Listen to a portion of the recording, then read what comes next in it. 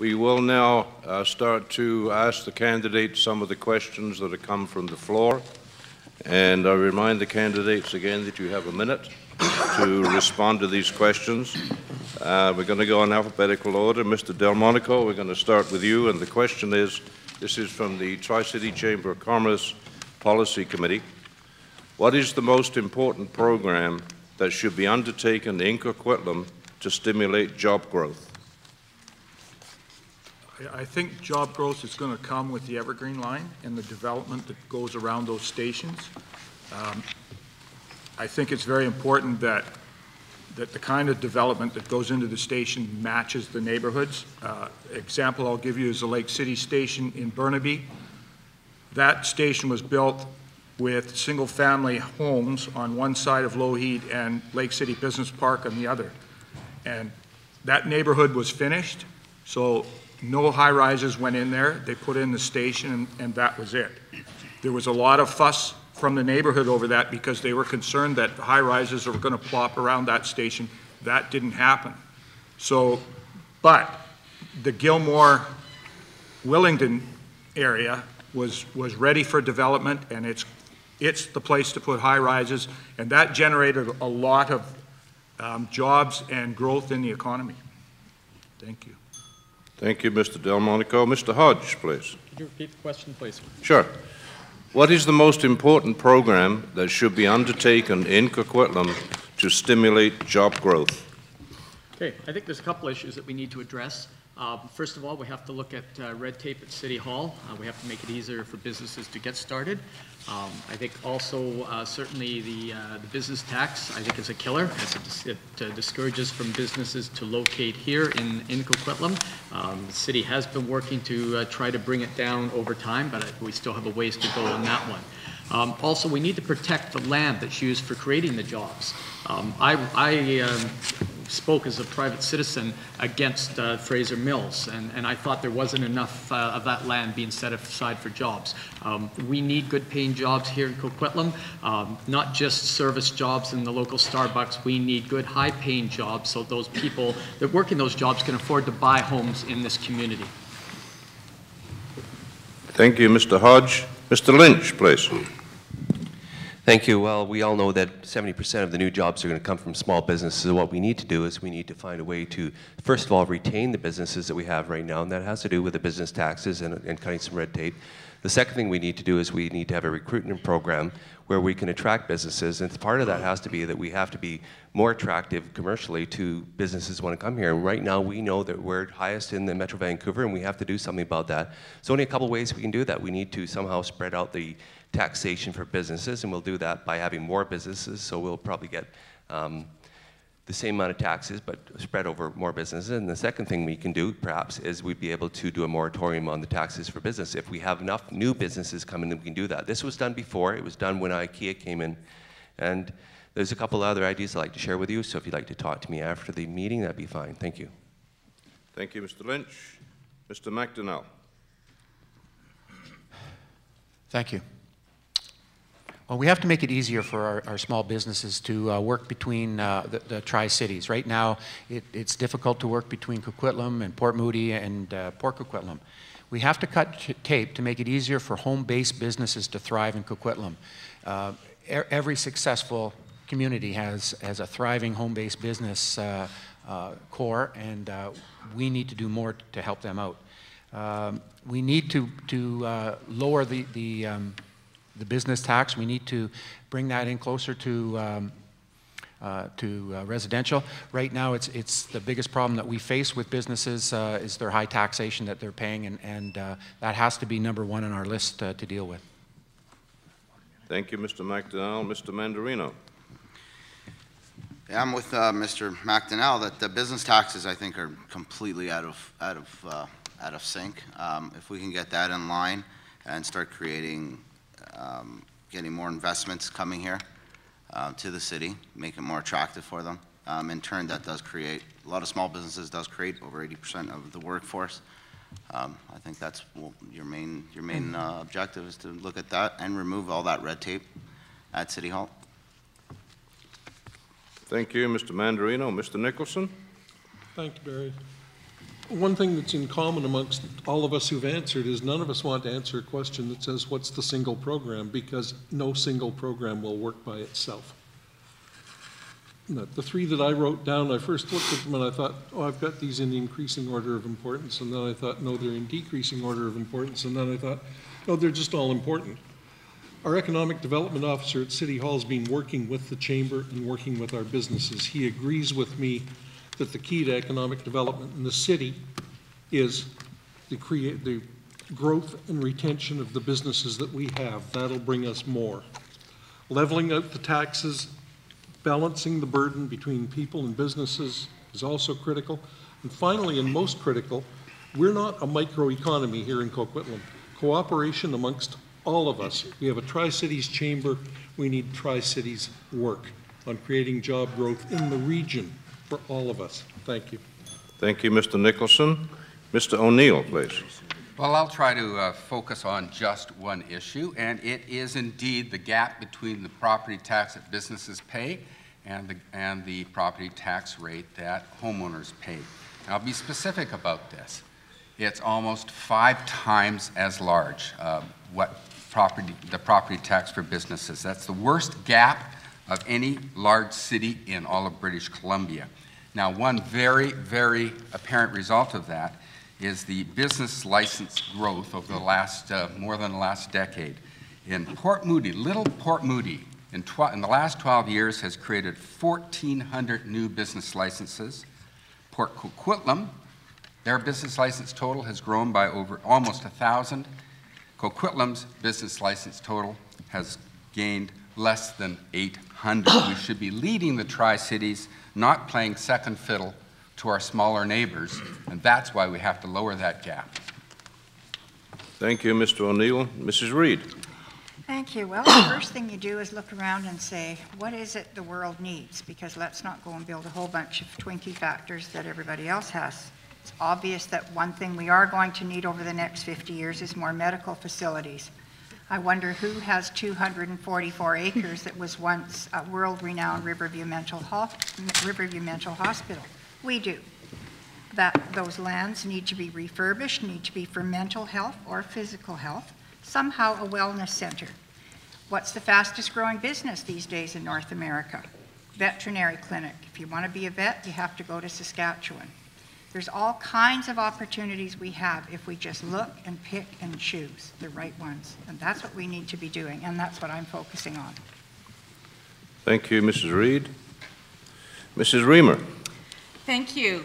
Well, to increase job growth in our community, the Evergreen Line obviously will bring many jobs. We have to continue with our reduction of red tape at City Hall. I'd like to see us utilize regional business licensing so that it makes it easier for businesses to go from Port Coquitlam to Port Moody to Coquitlam.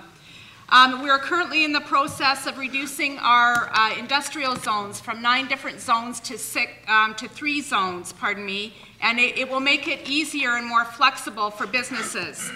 Reduction of business tax is a huge one, and improved customer service is another. As well, we have to work on transportation corridors such as the North Fraser Perimeter Road, which creates a bottleneck in between our United Boulevard businesses and other parts of the Vancouver metro region. Thank you.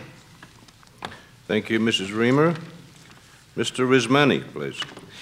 I do believe in proactive economic development approaches, and one of the things that I want the city to invest in is in this particular department, because I want the city to invest in an area that actually can have a return on the investment.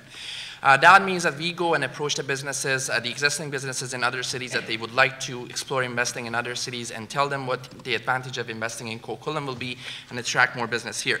The other thing I want to see Coquitlam a lively city. I do not want to see Coquitlam a dead city. After 6 o'clock, businesses are paying for rent for 24 hours anyways, and I would like to see a lively city that our younger generation can also have fun, and businesses can actually benefit from that. I also want to think Tri-Cities.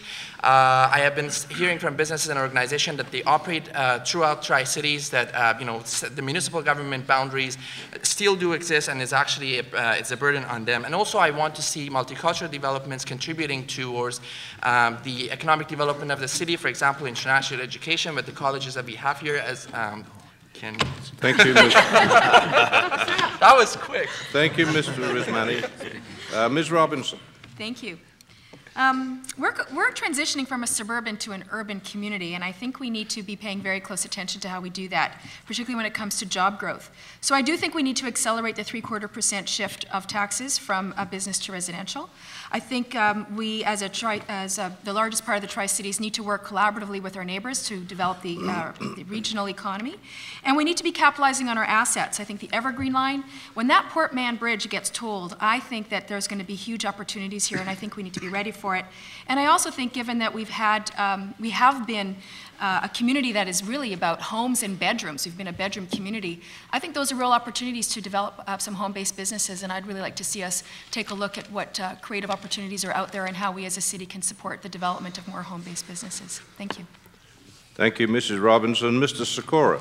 Thank you very much. Some 20-odd years ago, I instituted a 0.75% tax break for businesses because it was starting to climb. The differential was starting to climb and widen. So I and my council members have instituted a 0.75% tax break for the businesses. And now it's a point that you can give them 15% break. It doesn't matter because we are not working on a mill rate as far as taxes are concerned. And when I came back to council in 2005, none of the council members or mayor know what the tax rate is. Well, we have about 11 different categories as far as mill rates are concerned. Every municipality has either 10 or 12 or whatever different mill rates for different businesses and high rises, low rises, single family dwelling condominiums.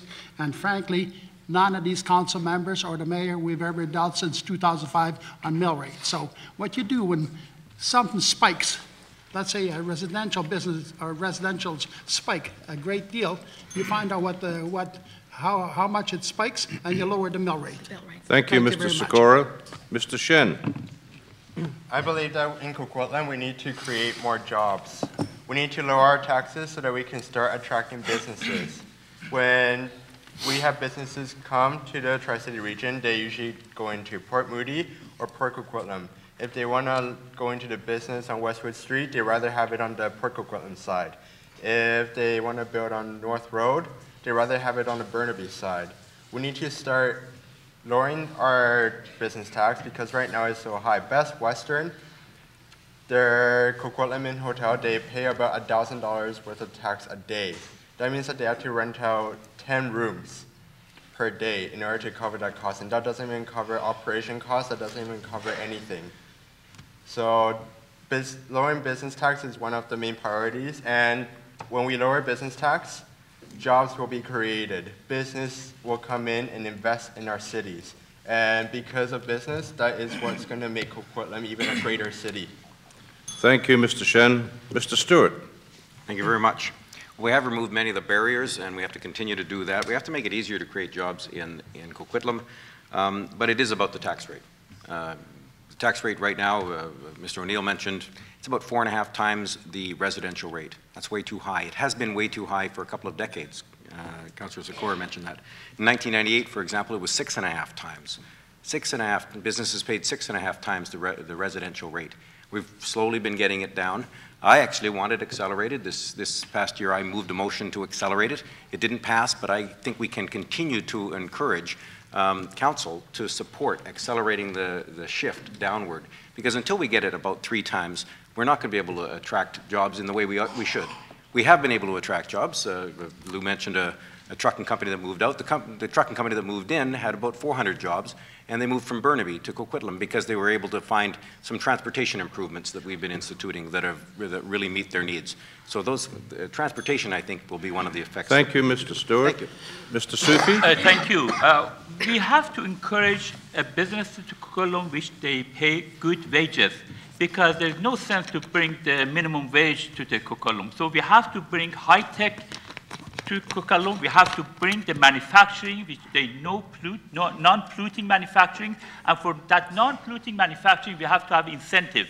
We should give them tax breaks to be here, because in long-term we save, because they do not pollute our environment. So what better than this? I mean, I don't have time to say it, but I can say lots about those type of businesses which contribute to our community, but we need base, which is affordable housing for people to be. We have to make our community ready for businesses too. It's not just business, so it is so many other things. Thank you. Thank you, Mr. Sufi. Mr. Wiki. The Coquitlam is strategically positioned to be the economic catalyst for this whole region. We have, with easy access to the seaports and the gateway, I promote more and more engineering and manufacturing businesses here. We have excellent universities with research and development that come up with great innovative ideas. Unfortunately, we have not given them the opportunity to start the businesses here and create our employment. They move south or to the east. One of my platform items is to give tax forgiveness for new businesses.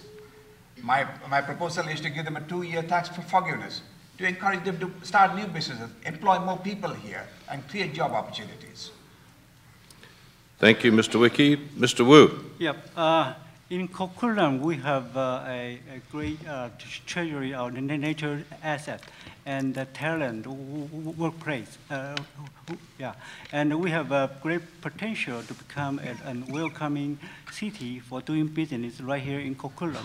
I would like to see some particularly business right here, such as tourism and filming industry and high tech. Maybe down in the bank of the Fraser River industrial zone. I also like to see promote the local job for the small business because they are the backbone of our economy, and also support the home-based business. Thank you. Thank you, Mr. Wu. Mr. Asmussen. Thank you very much.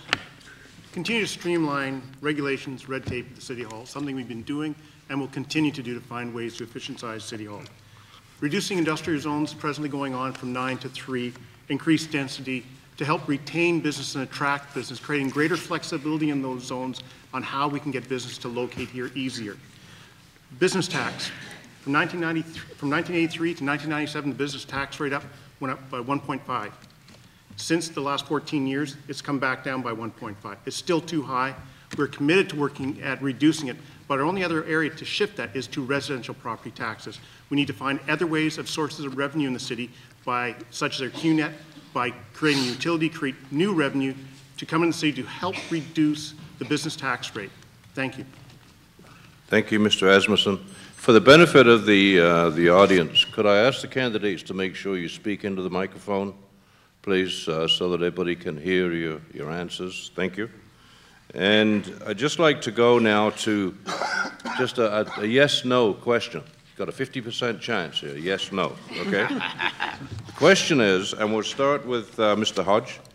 The question is, given the fact that there will be a provincial election in 2013, will the candidates seeking a mandate to serve us in a civic capacity stand up now and confirm they will, barring health or family crisis, complete the full 3-year term for which they are seeking election and not force an unnecessary cost of a by-election upon taxpayers? And remember, yes or no. Glad you asked. I'm here for the 3 years. Yes, okay, that's a yes. Yes. Okay, Mr. Lynch. I actually intend to be here for 3 terms. Mr. McDonough. Yes. That was a yes. Mr. Mandarino. Yes. Mr. Nicholson. Yes. Mr. O'Neill. I was asked to stand up, and I will. And No, I just said speak up. I didn't say stand up. Stand up. Oh, my goodness. Okay. I'll speak up. Yes, I'm staying. Okay, Mrs. Reed. Yes. Mrs. Reamer. Yes. Mr. Rizmani. Yes. Ms. Robinson. Yes. Mr. Sikora. Yes. Mr. Shen. Yes. Mr. Stewart. Yes. Mr. Sufi. Yes. Mr. Wiki. Yes. Mr. Wu. Clearly, yes. Wow. I got a few words out of politicians, imagine that. Well, at $250,000, that's a big thing. Councilor, sorry. Mr. Adamson and Mr. Delmonico, I'm sorry. Yes. Yes, okay. Okay, the next question, we're going to start with Mr. Lynch. The question is, what type of services should be offered to the homeless in addition to the shelter at 3030 Gordon? Mr. Lynch. Well, the project actually at 3030 Gordon goes much beyond just being a shelter. The idea there is that we're going to have a complete array of services. The idea is to take individuals who are on the street, who need to get off the street into some type of temporary housing. From that point, we'll start to give them whatever they need, whether it's help get it off of addictions, training, resume skills, and get them into a job. Then we get into some type of temporary housing, and the point is, at some point, we want to transition them into permanent housing and have them to be employed and be contributing as a tax-paying citizen of Coquitlam. Thank you, Mr. Lynch. Mr. McDonnell. Thank you. This is going to be tough on you because you're going to hear the same answer all the way along here. I've been an advocate of 3030 Gordon right from the very beginning. I served on the Tri-City Homelessness Task Group. All these services are important. You just can't have a house that you can house people over the bad weather. You need to be able to offer them the services. Transition houses, get them back being productive members of society, and we plan that those kind of services will be available at 3030 Gordon. Thank you. Thank you, Mr. McDonnell. Mr. Mandarino. Well, I'm opposed to the 3030 Gordon project. I think it's the wrong area of town to be doing that. I do believe that council should have probably forced the provincial government to actually look at Riverview Hospital, and actually set up an institution where they can get all the help and the resources they need. The Riverview land is an oasis, and I think someone that has drug addictions or mental health, I think that a lot of the stats that I've seen, that actually benefits them. Thank you, Mr. Mandarino. Mr. Nicholson, please. Thank you. The question was actually what beyond 3030 Gordon? Yes, heard exactly. About the range of services that's going to be available at 3030 Gordon, and that has to be there. But we need across the community a broad range of services to support people who've become homeless, who've at risk of being homeless, who have whatever, a range of problems. We need drug and alcohol counseling. We need employment counseling. We need retraining opportunities. There's a whole range of things that need to be provided in our community. And as City Council, we need to support the creation of those, but we do not need to pay for them. They're downloading from other levels of government. We have to press those other levels of government to step up and provide in our community what they provide in so many others. Thank you. Thank you, Mr. Nicholson. Mr. O'Neill. Thank you. The big question regarding 3030 Gordon has to do with what is going to go on inside the building. And it's been advertised as a low barrier shelter. And many of the neighbors in the area fear that the low barrier means there's going to be open drug use outside of the building, drug dealing outside, and drug use allowed inside. And indeed, that is the definition that I've read many places about low barrier. Thankfully, however, Mr. Burpee of the Homeless Society has assured me that that is not, we shouldn't prejudge, that is not what is going to be taking place there, that there will be more stringent controls. So I think that's very important, and I think that will go a long way to alleviating the fears in the neighborhood about the impact of 3030 Gordon, a facility that I support. Thank you, Mr. O'Neill. Mrs. Reid. Thank you. The biggest priority is a forever home. We need these people to break the cycle of homelessness, and every year something happening, this horrible cycle that you get on, and try and put people into forever homes. Training in Langley, their homeless shelter has been really good. They give a lot of training and computer courses and restaurant work and cooking and things like that. Counseling for those that need it, whether it be financial counting because some of the people are homeless because they've lost their business and jobs, referral to treatment for addictions of mental health or drugs or alcohol. And those, I think, are the main things. But a forever home, that's the main goal. Thank you, Mrs. Reid. Mrs. Reamer. Thank you. Yes, one of the first things we can do, I think, is to support our nonprofit societies. For instance, our Homes for Good Society. We all know how that providing a permanent home for a homeless person is the first step in getting them to rebuild their lives. As well, we need to establish good relationships with the provincial and federal government, as they are the ones really who have to fund this housing. And the other thing we can do is within our community planning, we can plan and encourage the building of affordable housing so that housing continues to be affordable for those people that are just on the fringe. Thank you. Thank you, Mrs. Reamer. Mr. Rizmani. I believe this is a very similar model to the model that we have. And I worked at Success. The BC Housing was actually starting with the shelter homes. I think there should be taken a holistic social service approach, and also based on the empowerment and self-sufficiency of those residing in temporary housings. Definitely employment counseling, drug and alcohol addiction counseling, financial literacy, and all those are areas that can be offered services to improve and for the betterment of the lives of those people. The comfort of neighbors is also something very important that I think needs to be taken into consideration when we're doing the community planning for that area. Thank you, Mr. Rizmani. Ms. Robinson. Thank you. This is an issue that's near and dear to my heart. I've sat on the Tri-Cities Homelessness Task Group now for 3 years representing the city of Coquitlam. And I'm just going to speak to three things. The first one is that it's the province and the federal government that have responsibilities that they haven't been living up to, and I think that's contributed to the homelessness situation that's been downloaded onto us as municipalities. So I do think we need to continue advocating for them to step up and to do the things that they're supposed to do. But there are a couple things that I think we can do as a municipality. One, I think, is that we can continue to support the Homelessness Task Group. That group is made up of social service providers and volunteers in this community at a round table that has got about 50 people representing different aspects. And together they've reduced homelessness in our community by 50%. That's outstanding, and no single service provider can do that. So we ought to be supporting that organization. And finally, the third thing is affordable housing. That there are some things that we can do to make sure that we have some real affordable housing that prevents homelessness in the first place. Thank you. Thank you, Ms. Robinson. Yes, Mr. thank you very Sikora. much. I was the only one in council voted against the 3030 Gordon because there's a far cry from the community. There's probably about 1,200 people in the area said, don't put it in that area. And of course, there's 3 acres there. They're going to take 1 acre for the housing, and 2 acres are going to be left there. What is there going to be a detox center, a drug rehabilitation center, and the next 2 acres could be many things. The right place should have been Riverview Hospital from homeless shelter, but our council member said there's no transportation. Yet 2 months later or 6 months later, they want to put Royal Columbian Hospital in there. How smart is that?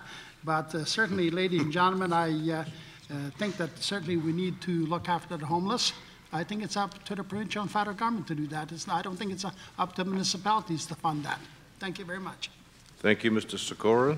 Mr. Shen. I think that 3030 Gordon is currently being run by the provincial government, and right now all the city did was the city of Coquitlam gave them land. I think that we need to hold the provincial government, Minister Stephanie Cadu, and every other MLA accountable to what they were set out to do. They had a mission. Their mission was to remove homelessness from our streets and give them a place where they can realize their potential. All the homeless people in Coquitlam, they all have talents, but they just didn't have the opportunity to display their talent. And on behalf of 3030 Gordon, they need to have the opportunity to find a job, to get lessons on basic Thank you, Mr. classes Shen. that they didn't have the opportunity Mr. to Stewart. take. Thank you very much. I fought hard for 3 years, and I'm really proud that we've been able to achieve the 3030 Gordon, but that wasn't the question. The question was, what else? And what else? I'm the founding chair of the Society for Housing Affordability. I worked on the Minister's Council on Affordable Housing. I've spent 20 years on the issue. And let me tell you, this is a local government issue. There's lots that local government can do. Certainly we need drug and alcohol treatment, but local government's responsible for all kinds of zoning. And ultimately, it's the wide range of affordable housing options. It's what local government can provide and allow. in our communities by way of housing that'll help families, it'll help seniors, it'll help young people. We have to be able to allow for more rental housing. We have to be able to foster more rental housing. More housing, our Housing Choices program does a lot of that. We have to be able to support families, particularly single-parent families, and we're doing that as well with another project at 528 Como Lake, because those kinds of homeless at risk are the ones that we have to also deal with. Thank you, Mr. Stewart. Thank you very much. Yes, I am 100% for 30-30, and actually I can see we need 40-40 and 50-52 because 30-30 is not enough. And we have to prevent. We are growing in Coquitlam, and that growth has to include everybody. We are part of this society. We cannot ignore those homeless, those people are sleeping in a shelter. You know, we have to include them as our society. We have to think long term. We cannot just think about ourselves and high-rises. We have to think about those people which they are in our community. If we don't take care of them, I mean, who is going to take care of them? And also, we have to include provincial and federal government and tell them, cut off is enough. It's enough to just help big oil company and those big companies. Come, please, it's enough to spend on military. Come and help these homeless and create homes. Thank you. Thank you, Mr. Sufi. Mr. Wiki. Homelessness is a social issue that we all have to deal with. Homelessness is not just simply not having a roof over your head. It has a lot deeper problems. A lot of the people who are homeless, they have addiction problems, they have mental health issues. So my approach to treating this problem is by getting these people into a recovery program. And we have an excellent model at Cypress Lodge in Riverview Hospital, where there are 30 beds. And they're doing an excellent job retraining these people and giving them hope so that they can be integrated to the community. That is the type of thing that we need to look at. Simply just giving a shelter is not going to solve the problem. They're going to keep them that way, and that will not do any good for any of us. Thank you, Mr. Wiki. Mr. Wu. Oh, yeah. I agree that the homelessness is a big challenging social issue in the urban city. And I'm glad that to hear from the report by the Tri-City Homelessness Tech Group. Right now, the number of people are really down, and I also glad to see city current council has got to deal with this issue, and I think we should put adequate resource to the 3030 Golden facility to support these people because they need the society help as a whole. Thank you. Thank you, Mr. Wu. Mr. Asmussen. Thank you. 33 Gordon helps create a healthier, safer, stronger community by looking after all aspects of our community. People forget about the other 30 and 30s, 30 shelters, 30 transitional housing units, and what we need in there is addiction service, life training skills. Those transitional housing services are the key to this, to get people the life skills and the ability to move back into society and function and be successful and be productive members of our society. That's the goal of the homeless shelter at 3030 Gordon. We need the province to step up and help provide us wraparound service for these people. I'm a bus driver with Coast Mountain Bus Company, and I see and have dealt with these people on a regular basis. The sad thing is, there's nowhere. They come to Coquitlam. It's not all drug and alcohol people. I've had a young man who was working but couldn't get enough for rent and was homeless. He came out to Coquitlam because his job was out here. There was no place for him to go to find a place. So this is what we have to deal with it. It's this thing that's important for Thank you, Mr. Asmussen. Mr. Delmonico. Thank you.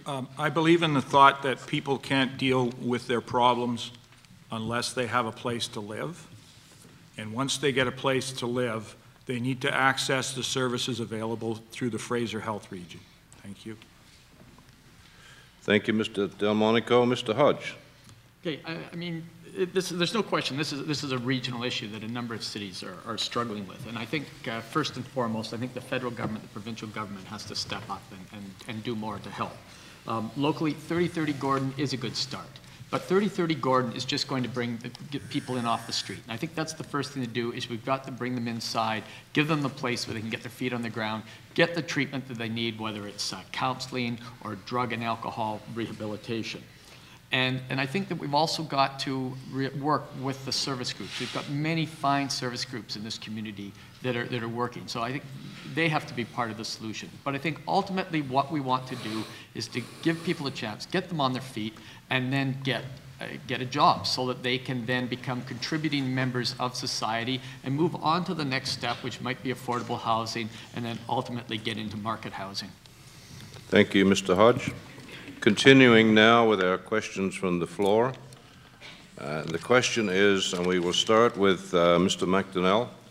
The question is, do you receive any support or funding from the trade union movement?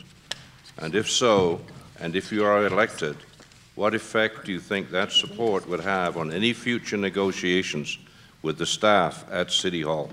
Mr. McDonnell. Well, I'm not supported by any of the trade unions. I'm very proud to be supported by the fire department here in the city, who thinks that that I've done a good job over the last 6 years. But no, I don't. I'm not supported by the trade unions. Thank you, Mr. McDonnell. Mr. Mandarino. No, I have no support from any trade unions. Thank you.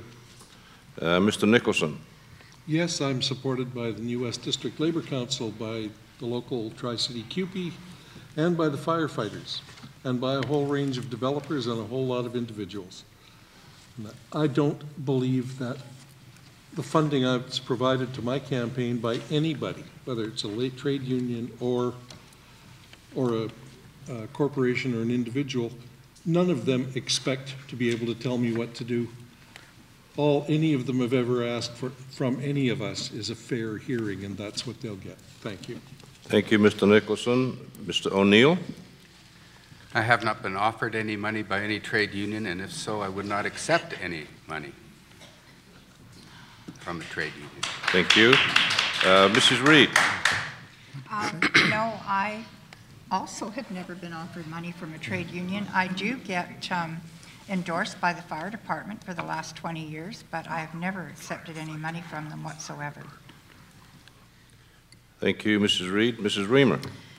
No, I am not endorsed by the trade unions, and I am endorsed this year by the Coquitlam firefighters, but I will not be accepting any money from them. Thank you. Thank you, Mrs. Reamer. Mr. Rizmani. No, I haven't been endorsed by the trade unions and neither accepted money from them. Thank you. Mrs. Robinson. I have been endorsed by the trade unions and developers and individuals and some folks here, some business people here in this room. And just like the folks who have contributed to my campaign here in this room, I would expect that none of them would ask me for anything, and because you're certainly not going to get something just because you've supported my campaign. And in the past 3 years, I have to say no one has ever asked me for anything, even when they've contributed to my campaign. Thank you. Thank you, Mrs. Robinson. Mr. Sikora. Thank you very much. I've been supported by the firefighters union for about 40 years now. Every year they have supported me. They continue to support me. I certainly don't accept no money. The one thing that I do, I get votes from every political stripe in this city because I'm running independently. I don't belong to any political party, never will as long as I'm in municipal politics because I serve everybody. Doesn't matter what political stripe you're at. So that's my say. Thank you. Thank you, Mr. Sikora. Mr. Shen. I'm not supported by any trade union, and in fact, I would be the last person they would support. Even if there are only 8 candidates running for 8 positions, they would not support me. We have a collective agreement coming up December 31st, 2011, and CUPE will probably do everything they can to get council on board with them to get their increases, even though they had increases for the past few years. Their garbage contract is coming, our garbage contract is coming up on June 30th, 2012. They're gonna get council on board to have their in-house garbage contract so that your prices would go up, even though we have reports that said that in-house contract is more expensive than what we have right now. Thank you, Mr. Shen. Mr. Stewart. Thank you. I've never accepted money from a union with whom I have to negotiate. I've never accepted money from a trade union. I have accepted an endorsement. The firefighters have endorsed me again. They've offered me money. I said, no, I don't accept money from trade unions that I have to negotiate with. Yes, no, I did not accept. I was offered but not accepted any financial support from trade union. I was offered but not accepted any financial support from builders or developers. So I want to be independent, and I'm running for first time, and that is what I want to be. And I will do the things is good for people. That's only my objective. That's the only reason I'm running, because I don't need anything else. And thank you. Thank you, Mr. Sufi. Mr. Wiki. Yes, I'm running as an independent candidate, and I've never been endorsed, nor have I received any funding from the trade unions. The problem is when you have special interest groups supporting candidates, they do expect something back in return. And that has been, you can go back to the history of politics, and that happens, although they never openly admit it, those things do happen. And that is not the reason why I'm running for office. I'm running to serve you. I'm not any trade unions or any special interest groups. Thank you, Mr. Wiki. Mr. Wu. Yeah, I am really endorsed by the labor and the QP local. But I'm also open to open my door to the either business and union. So because I will not influenced by the money. I see those money as a public money, only used for the campaign spending. And I believe by my own integrity, and I will not influenced by any interest group if I am elected. Thank you. Thank you, Mr. Wu. Mr. Asmussen. Thank you. I'm a bus driver, a union member with CAW 111. They're not endorsing people, so I'm not getting any endorsement or support from my own union. I have been given support by the firefighters. I had been endorsed and received funds from QP for the last 3 elections. They did not give me that support this time. The only thing I realized is that prior to the last election, there's a motion to bring garbage in-house. I was the only labor-endorsed candidate that voted against that because my responsibility to you is the citizens of Coquitlam that vote for me and put me into this office. That's where my responsibility stops. Thank you. Thank you, Mr. Asmussen. Mr. Delmonico. Yes, my campaign is mostly supported by unions, but I also have support from business and individuals. I make my decisions based on what's best for Coquitlam, and people who know me from the sports and my firefighting know that nobody tells me what to do. My decisions will be based on what's best for Coquitlam. Thank you, Mr. Delmonico. Mr. Hodge? Well, I'm running as an independent candidate, and I have no political party or team helping me. And I don't believe that decisions at City Hall should be based on left or right views, but based on common sense and doing what's right for our taxpayers. I'm not endorsed by the New Westminster and District Labour Council, but I have a wide range of community groups and organizations who are supporting me, and they include our firefighters and our city workers. Now, the fact that a union chose to support a past chamber president and a former director and board member of the BC Chamber of Commerce, I think shows that I can represent all citizens. And both the firefighters and the city workers are supporting me because I'm a longtime resident, I've been active in this community for 30 years, and I've seen them working firsthand, and I know a lot of them. But they don't expect anything from me, and I don't intend to do anything other than what's in the best interest of the taxpayers who represent me, or that I'm representing. Thank you, Mr. Hodge. Mr. Lynch. Well, I'm not independently wealthy. It's expensive to run a campaign. I can tell you over 9 years I've received donations from individuals, from businesses, from developers, and from unions. I am a member of a union. I'm a paramedic. I have been for 10 years. They support me. I can tell you that in the 9 years, no one has ever come to me and said, if I give you a check, does that mean you're going to vote a certain way? In fact, quite frankly, I can tell you that the majority of people around this table who are sitting on council have received money from developers. I've received money from developers. I received money from the BD group. Did I vote for their project last night? No. I vote with my conscience and I do what's best for the people. Thank you, Mr. Lynch.